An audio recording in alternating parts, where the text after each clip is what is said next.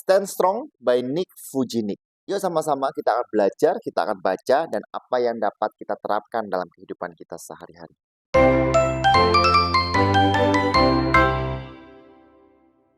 Baik teman-teman semuanya, kita akan sama-sama belajar, kita akan bedah Stand Strong ini yang ditulis oleh Nick Vujicic. Ya, Nick Vujicic adalah seorang motivator, seorang pendeta juga, ya, di mana dia tidak memiliki lengan, ya, dan juga tidak memiliki kaki, dibilang kaki yang enggak, tetapi inilah keadaannya yang memiliki cacat. Nah, dalam buku ini memang dituliskan bahwa dia menghadapi penindasan yang terus-menerus, atau kalau dalam bahasa kita dikatakan bullying terus-menerus, dan lalu bagaimana menyikapinya.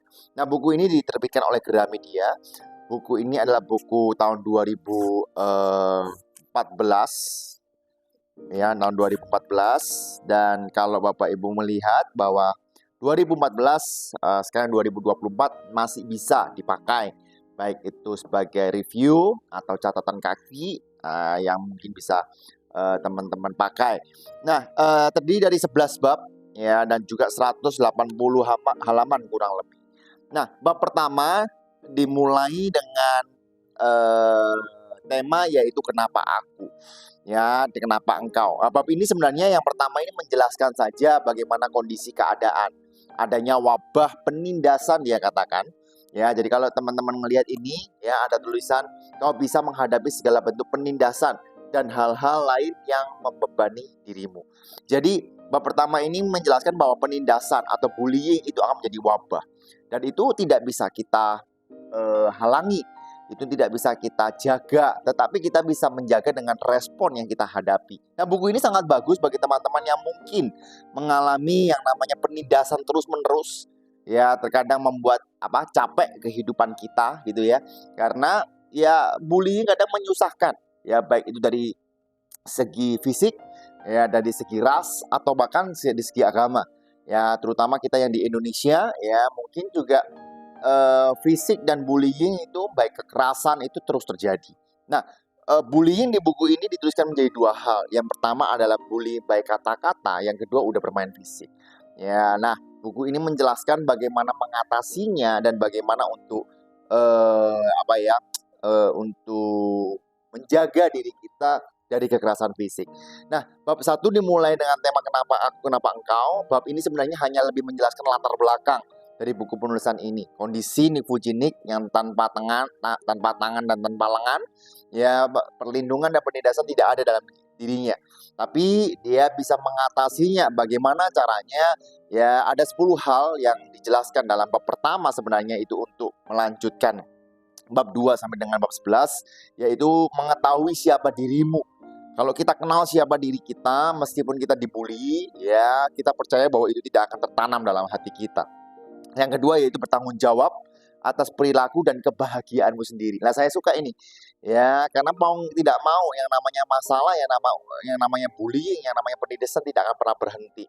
Yang ketiga, menetapkan nilai-nilai moral yang teguh, menciptakan zona aman dalam dirimu, membangun hubungan yang kokoh, belajar memantau dan mengatur respon kita, mengembangkan fondasi spiritual, mengembalikan kesempatan untuk belajar dari pengalaman saat dibully, menciptakan strategi pertahanan, dan menguasai empati agar kita sadar akan kebutuhan orang lain. Nah, itu semuanya ditulis di bab 1, ya. Di bab 1, semua ditulis di bab 1. Nah, ini untuk masuk ke dalam bab yang kedua dan bab berikutnya. Nah, dalam setiap bab yang ditulis oleh Nick Vujicic memberikan catatan Nick untuk bab 1. Ya, jadi ini reviewnya, ya, dari seluruh bab yang sudah ditulis oleh Nick. Nah, tetapi saya tetap menyarankan meskipun ada ini, tetaplah baca, ya, yang awal. Jangan hanya baca ini. Ya, karena biasanya kalau kita nggak biasa baca, kita yang penting malah baca ininya saja, yang ini nggak dibaca. Justru bacalah yang ini, lalu untuk mereview kita akan baca yang ini. Ya, nah, sebenarnya hal-hal ini juga dalam bab 1 itu untuk mendorong teman-teman semuanya untuk melanjutkan, ya, untuk masuk ke dalam bab 2. Karena saya percaya kalau kita mentaati, dan bukan mentaati ya, kalau kita mempelajari dan belajar sesuatu dari buku ini, maka sebenarnya penindasan itu akan menjadi wake up call kita untuk bangkit, untuk belajar, dan untuk maju lebih lagi. Ya, jadi bab 1 reviewnya seperti itu, sederhana karena baru pembukaan. Lalu bab 2 memiliki tema jadilah mimpi buruk bagi si penindas. Ya, kenalilah dirimu agar tak seorang pun bisa memberitahumu hal yang berbeda. Maksudnya apa sih? Buku ini dimulai dengan sebuah cerita, ya, tetapi saya percaya inti dari buku ini yaitu tentang kesadaran siapa dirimu. Ya, bab ini dimulai dengan cukup panjang tentang bagaimana Nick bergumul dalam hidupnya kepada Tuhan, depresi ia alami, dan keinginan bunuh diri oleh Nick. Ya, tetapi Nick tidak izinkan, sekali lagi ya, tidak izinkan penindas itu untuk menguasai hidupnya. Ya, saya sering di sini tidak ada ditulis, tetapi saya kasih ilustrasi adalah bahwa kita tidak bisa menghalangi burung terbang di atas kepala kita. Ya, tetapi ya jangan sampai burung itu membuat sarang di kepala kita. Ya, karena kalau membuat sarang, kita bisa menghalaunya. Tapi kalau hanya terbang, kita nggak bisa menghalaunya. Karena itu, bulian atau penindasan itu pasti terjadi. Ya, tidak mungkin tidak. Nah, lalu bagaimana? Ya, jangan sampai dia bersarang dalam pikiran kita. Ya, lalu saya tuliskan juga,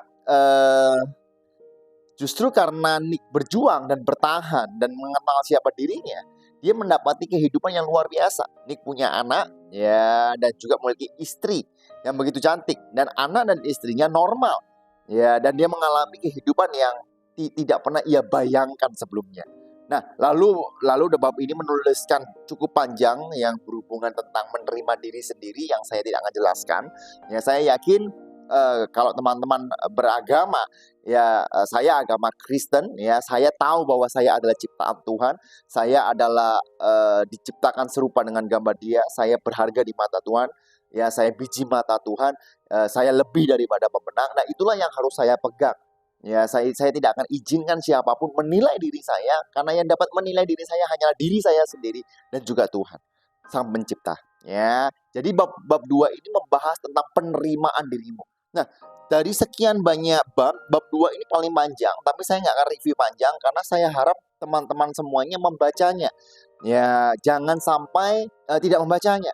Ya, karena ada beberapa yang berusaha untuk memakai topeng. Ya, bab 2 mengatakan memakai topeng. Memakai topeng ini artinya memakai topeng ya.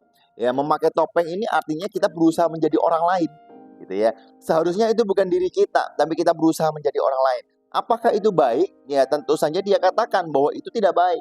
Karena di saat engkau memakai topeng dan engkau membuka topengmu, engkau akan lebih susah untuk menjadi dirimu sendiri. Karena orang sudah menilai engkau dengan topengmu itu.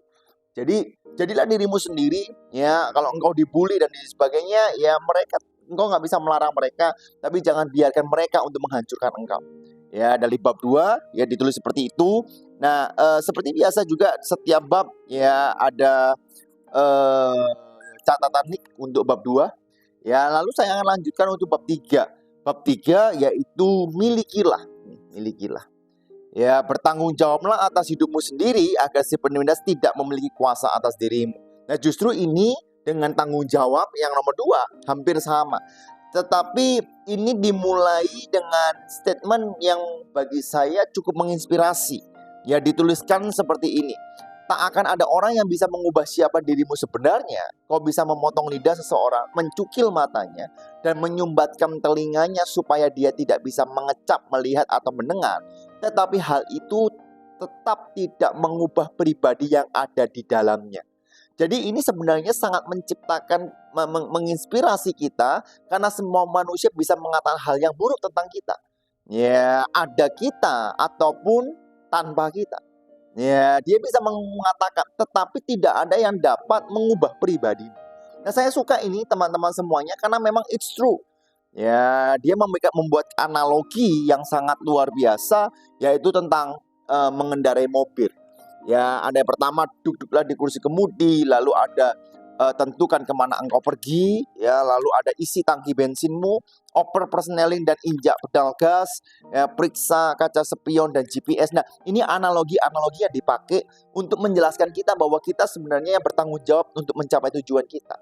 Ya, mungkin sedikit saja, ya, duduklah dalam kursi kemudi ini artinya adalah di mana kita menerima tanggung jawab untuk menjadi kekuatan penggerak dalam dirimu.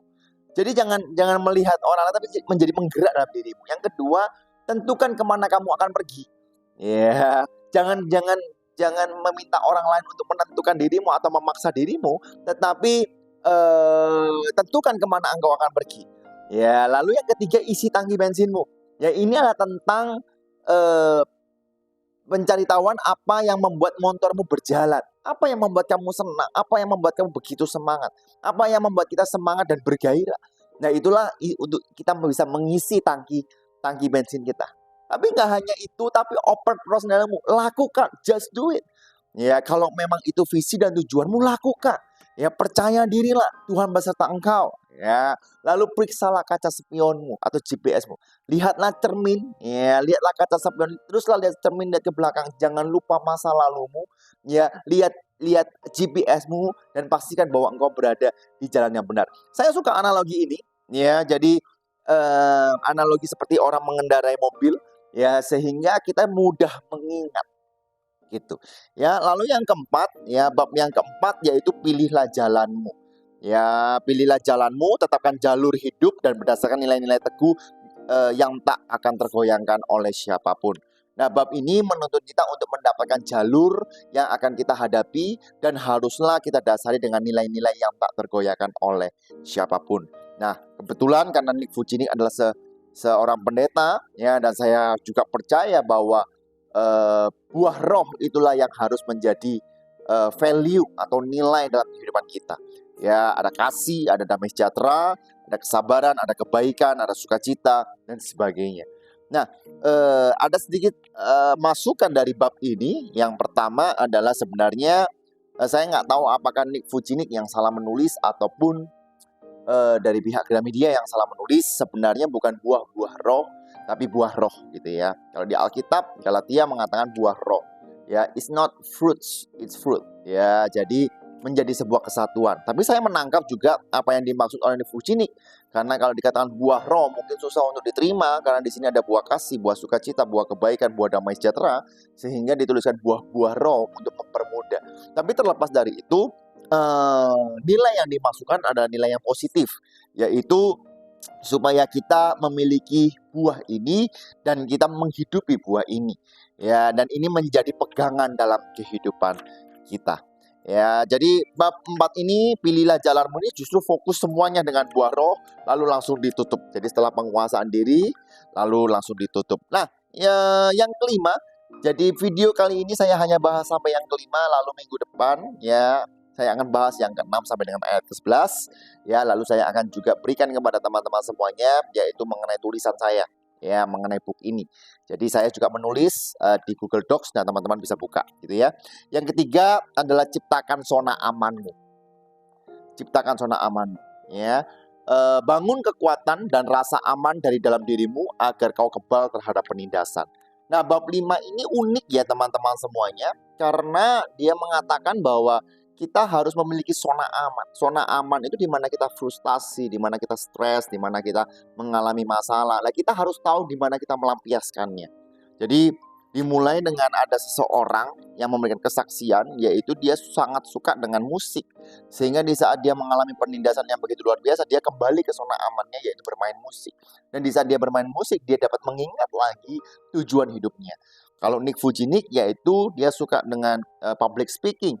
Justru pada saat dia berbicara dan dia bersaksi tentang kebaikan Tuhan dalam kehidupannya, disitulah dia merasa dikuatkan. Nah, teman-teman bagaimana? Ya, kita harus memiliki zona aman. Ya, zona aman di mana kemanapun kita pergi. Nah, sebenarnya di sini diceritakan nih yang warna agak gelap ini adalah bagaimana menciptakan zona amanmu. Ya, seperti apa yang orang katakan tentang hal yang mereka sukai dari dirimu, apa yang membuatmu paling sering dipuji oleh orang tua, teman, atau guru, apa ya hal yang paling kau nikmati lebih dari segalanya, dan sebagainya.